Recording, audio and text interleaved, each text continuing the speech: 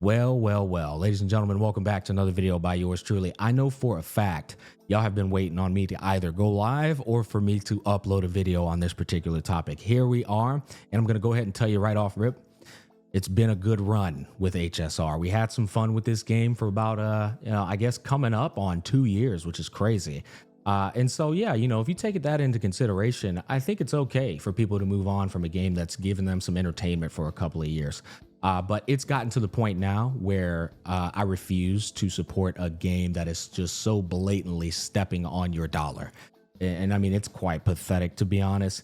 In this live stream, I clocked them pretty accurately. They're trying to, actually, they are going through with the global passive, and then they're trying to damage control and mitigate this garbage implementation by riddling you with these things that are evidently scraping the bottom of the barrel and giving it to you. The shit probably tastes like particles of WD-40 once you're done consuming it.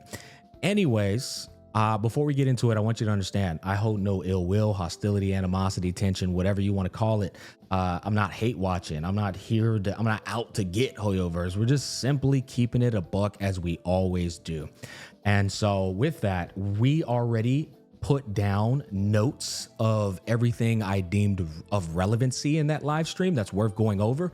And I'm going to point them out, weigh in on it, and then we're gonna go to the next topic, and at the end we'll give a whole, we'll shoot it straight.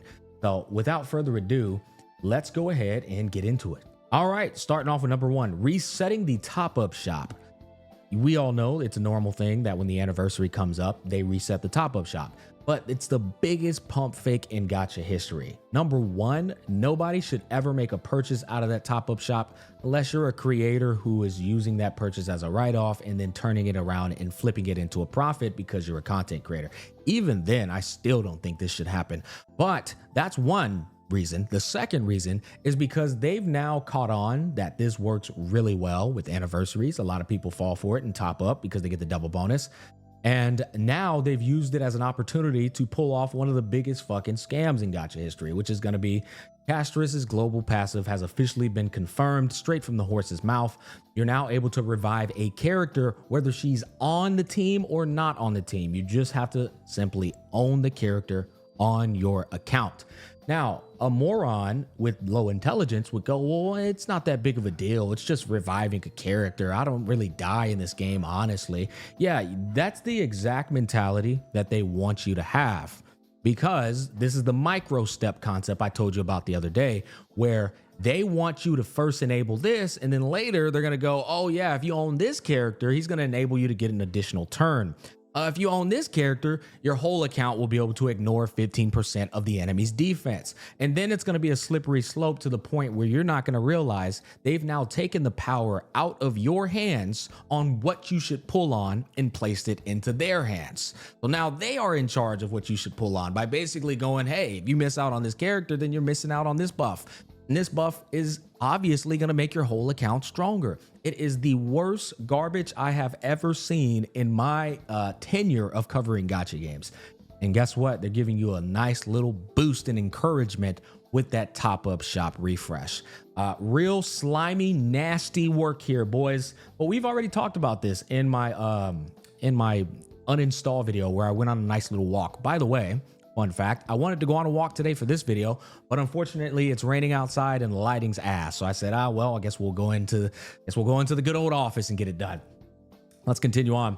3326. Oh yeah, this is a good one. I timestamped everything I'm referencing, by the way. If you want to go to the live stream and look at this stuff, you can. The reason why I didn't react to the live stream is because I refused to promote their garbage little act where they try to make it seem like these are good things. Yeah, no, buddy, ain't nobody falling for that shit. I'm gonna shoot it to you straight without you having to watch that. Running Fugue on the Castrus banner. Oh man, dude. So yeah, I told y'all, how many times did y'all see a lot of these dipshits trying to tell you that the rerun banners are a positive thing because they tried to take the idea of reruns, meaning you have more options to choose from, but in reality, they're just giving you the best options to choose from all in the same exact time period, which is going to get you to spend more money than you're comfortable with spending. It's a horrible idea only because of how they implement it. And guess what? Smack was right. Smack's always fucking right. That's the thing. You guys, some of you guys are just fucking dumb. Now, 4614. 30 pulls. No reaction. Why is there no reaction, Smack? Well, when you look at the top up prices and you look at the aggression of power creep in this game, and you look at the 50-50 system, what the hell is 30 pulls going to do for you? Most likely fuck all. That's the reality of it. Next one, 46.55. Free Lorcha or a free Ranmei. Man, now this is an interesting one to cover because I already know a lot of people out there are sitting here glazing this shit like it is God's greatest gift to earth. Buddy, let me give you a bit of a reality check here, okay? Sure, maybe a new player thinks this is good because the new player has no idea that Ranmei is already on the decline in value. But for a veteran player, how many times has Ranmei been reran now? But maybe 85% of the whole entire veteran player base owns Ranmei. So we can make an argument, maybe 10% of us, 15% of us are benefiting from this. What about the veteran player who already has a Ranmei or even an E1 Ranmei or a Lorcha who's completely fucking useless? What's your argument here? Oh, Castris is actually draining everyone's HP, so Lorcha's got some value now. Oh yeah, until they drop the pink hair bitch that does it better than him and then he becomes obsolete again. This is, once again, presenting you copper, and one or two things follows up after this. You convince yourself that it's gold, or they convince you that it's gold. One or two options both lead to cope. This is garbage that 85% of the veteran player base can't really do anything with that. You know what would have been a power move? Saying, hey guys, after presenting this, we also understand that some of y'all may already find Lorcha a bit useless, and Ranmei might be a prized possession that you already own. And so for the people and the veteran players that don't find this of real value, we have this for you. Maybe you could choose a signature light cone of choice based off the characters you own on your roster. That wouldn't be the craziest thing, but at least it would be much better than picking up some shit you're not really gonna do anything with. I'll be honest with you, E2 Ranmei, mid. E1 Lorcha, mid. Was it 20% attack boost or some shit like that? Who gives a flying fuck about that? Securing them both right now too while they're on the decline. Yeah, scraping off the bottom of that barrel, right? Scraping off the bottom of that barrel and you take a bite out of it and you realize there's particles left over from WD-40. It kind of tastes like shit. And if it hasn't hit you yet, it'll hit you down the line. Now, you know what they could have done? Could have gave you a fugue right here. Anyways, you might very well view that as a positive. You might very well view that as a better than nothing. Oh, that's your mentality, not mine, bucko. Anyways, moving on to the next one. 4710 max 5-star dupe. Now this one was, oh man, it was fucking hilarious to me. So if I understood this correctly, the condition to make this occur means you have to own a E6 of a standard banner character, like a or like a regular character, sure, but you have to have an E6 of a 5-star character. Now I want to give you guys a bit of context that I think is important to share. I do not own a single E6 5-star character, and I've spent thousands of dollars on this game. Yeah. Now, if you're the dipshit that goes, well, I got him, who cares about what you have? We're talking about the average person playing Honkai Star Rail, which 90%, maybe even 99% do not have a E6 of a character, to the point where you would think that if you get an E6 of a character, they would just give you 2 tokens. But no, you get 1 of 2 tokens after you get a dupe of a character you've already E6'd. You get half of the resources required so that you could then convert those resources into buying a character from the shop. Now, it's also applied retroactively, which means if you've already gotten dupes of E6 5-star characters, they're gonna just outright give you these tokens. But you know the only people who are gonna have that condition?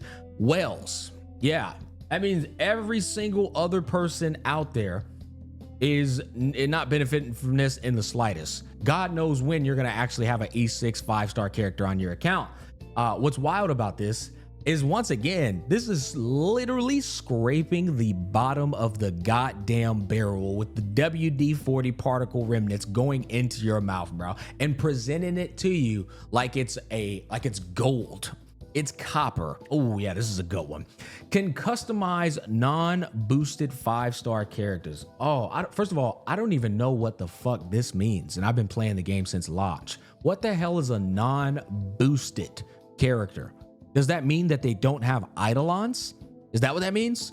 And if we, if we analyze this in the opposite direction, does that mean that if you do have like a E1 blade or E1 Scylla, then you can't put them in the shop? I genuinely this is what the wording that they used in the translation. So if that's what that means, then they're gatekeeping you from getting more eidolons on characters that are fucking washed. They're absolute F tier. They fell off harder than Ja Rule. I mean, like, brother, we're gatekeeping characters that no one plays anymore because they suck balls.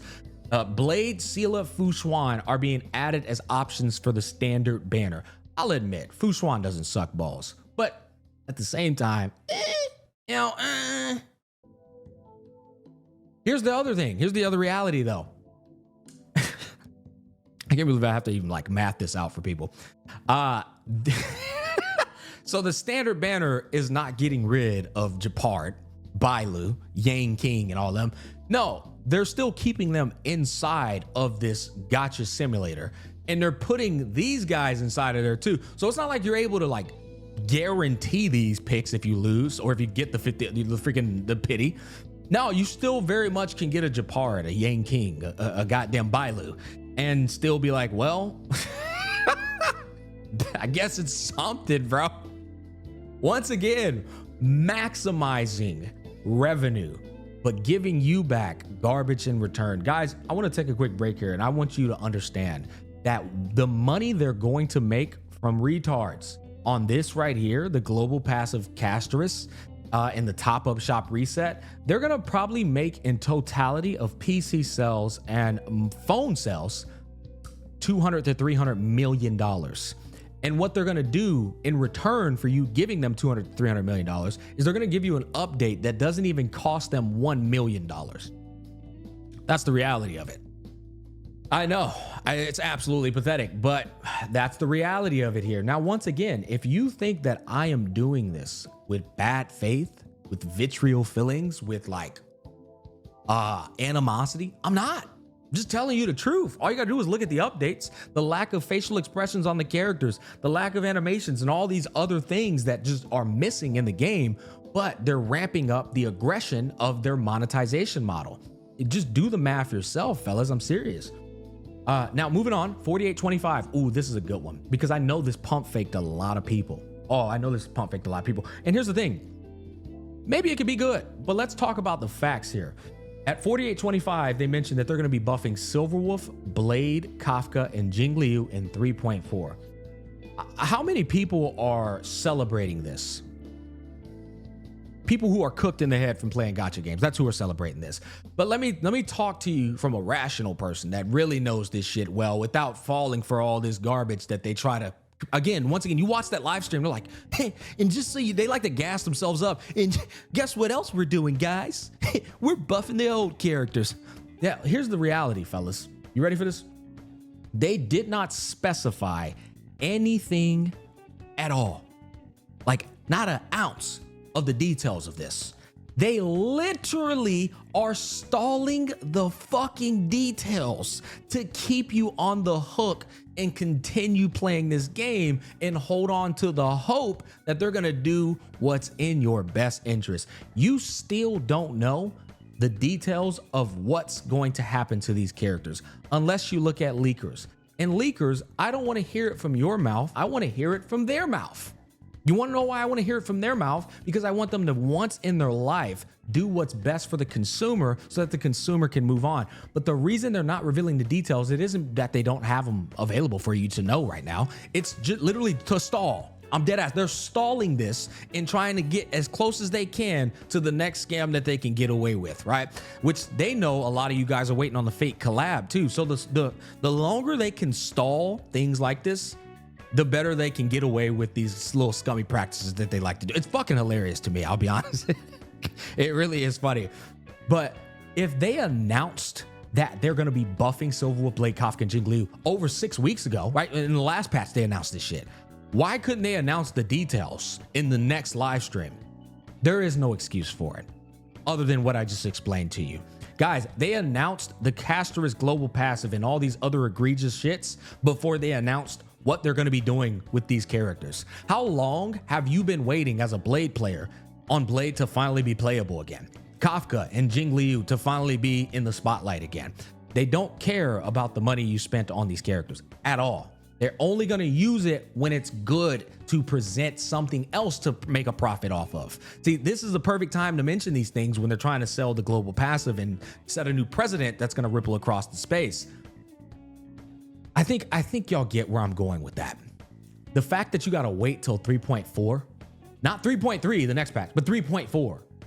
It's just sad. It is just fucking sad, boys. I'm sorry. It's just horrible. Moving on. 4847, brand new limited 5-star character for free without announcing when or who exactly. Now, they might have left the when or who in obscurity, but the fact that you're getting a brand new 5-star limited character, there's no way for me to like really shit on that. I'll be honest. It's cool, but I don't respect the fact that they announced it so early. You might as well just keep that as silence. But I know why you announce it early. It goes back to this. Keep the player on the hook. It's the name of the game. Keep you hooked, keep you playing, increase the money they're gonna make off the Caster's global passive, because once they get that money, well, they got you beat, right? Now they have the power to chill again. They don't have to work as hard again because you gave them your money. So what can they do to keep you on the hook? You're getting a free 5-star limited character. We're gonna announce that shit as early as hell so you can stick around. Do you see how slimy these practices are? But you get these dipshits in our community, content creators included, that like will praise this shit. Praise it, and it's like, bro, they haven't even said when or where. What the hell? I mean, that's insane. Sure, it's good, but when's it happening? Oh, so they just wanted to announce that to keep you on the hook. Great. I'm glad we're on the same page there. Let's continue on. Adding in more cutscenes for people to have a better story consumption experience in HSR. Animated short will be inside of 3.2 story. This is something that I directly scrutinized, that Ryuku directly scrutinized. And I'll be honest, it's really nice to see that they finally addressed it. But in my opinion, it's $1 late and a day short, or a day late and $1 short. That's the actual correct saying. Yeah, I mean, this is once again something that should have already been improved upon, honestly, before Pinaconi came out. Before Pinaconi came out, this shit should have been improved upon. The only reason they're doing it now is because they've been getting their shit grilled and memed upon on the space, thanks to people like me and Tectone and Ryuku, all the people that grilled them about their dog shit ass animations in the game. They're finally putting their foot on the gas with it because of that. But if you don't speak up, if you don't critically observe and give that feedback, honestly, in the worst way possible, they will never put more effort in that's required because you're giving them money for doing the bare minimum. And so it's important to realize that your constructive criticism, that you not spending money and that you uninstalling is a way for this game to improve, because these devs, they don't give a fuck, bro. They only care about this right here, okay? Let's continue on. We're getting through it, boys. We're getting through it. Okay, 5030. Main stories are planned for more than a year in advance. Ooh, I'm glad I put this down. This is not a quality of life. This is not some update you're getting. It's nothing other than I got it straight from the horse's mouth. Do you remember, seriously, Gacha Smack community in particular, do you remember these fucking retards I was arguing with? And I was telling them, they were like, hey man, what do you want them to do? They're on a 6-week schedule. They're working as hard as they can. These dumb fucks thought that these developers, in terms of giving you these updates, are really trying to meet the confines of a 6-week like window to get you out these things. Oh, the guy who's writing this, he's sweating his fucking dick off. Oh, I gotta finish in, we only got 3 minutes left until the update goes live. Oh boy. I gotta do it all over again for the next update. That was the mentality of so many people out there. And I remember telling them, hey guys, you realize this is a $1 billion company, one of the most private, successful companies out there in the world. They can outsource anything they're doing in their game and work on it simultaneously, because they can just go, here's the money, go get the team to work on that while we're working on this. And so they can have a team working on 2.8 while a team's working on 2.7, while a team's working on 2.6, so on and so forth. That's how it works when you have billions of dollars. You have unlimited resources to outsource work that needs to get done. That's the power of money. It's not rocket science. And so when I heard that guy at 5030 go, main stories are planned for more than a year in advance, that was the only thing I needed to hear because it came straight from the guy himself. They do not work on a 6-week schedule in any capacity. All these things are being worked on in advance thanks to the power of money, okay? So when you dipshits think that they're just giving you a lower quality story, a lower quality dialogue and presentation, it ain't because they're battling the clock, bruh. It's just not. It's because you are giving them maximum profits for them doing the bare minimum. That shit sink in. All right, let's continue on. Oh, this is the final one. Adding in more story for Pinaconi to fill in the blanks. You know what's funny? I have nothing to scrutinize about this.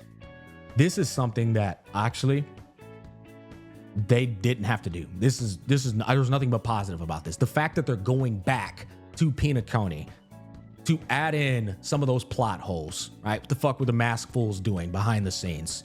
What happened to, I forget the name of them, Acheron sent them all to the Shadow Realm. What happened there? They're adding in more story retroactively for Pinaconi, for people to go back and experience, or people who are coming into HSR to experience. This is the only real thing that I was like, oh, wow, damn. I guess they got a little bit of heart left.